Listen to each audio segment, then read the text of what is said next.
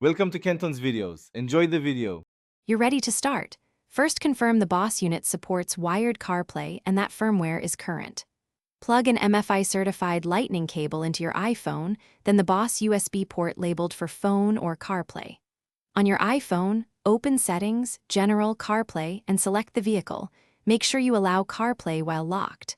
Once done, the BOSS screen should switch to the CarPlay interface. If it doesn't, try a different cable or USB port on the head unit. Now customize how CarPlay behaves. You'll grant permissions so maps, messages, and contacts work seamlessly. This enables voice replies and navigation contacts. On the iPhone's CarPlay settings, rearrange apps to put navigation and audio apps first.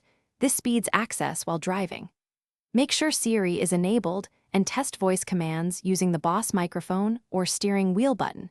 Tactile and voice control together keep your eyes on the road. If touch feels laggy, check the head unit's USB connection and restart the radio to refresh the interface.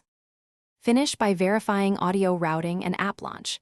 Play a song, start navigation, and send a test message with Siri to confirm functionality. If CarPlay fails to appear, disconnect. Restart both iPhone and the BOSS radio, then reconnect. Many issues clear with a simple reboot. If problems persist, reset network settings on the iPhone or perform a factory reset on the head unit after backing up presets. Finally, make sure both iOS and the BOSS firmware are up to date to avoid compatibility bugs. Thanks for watching. Consider subscribing if we helped you.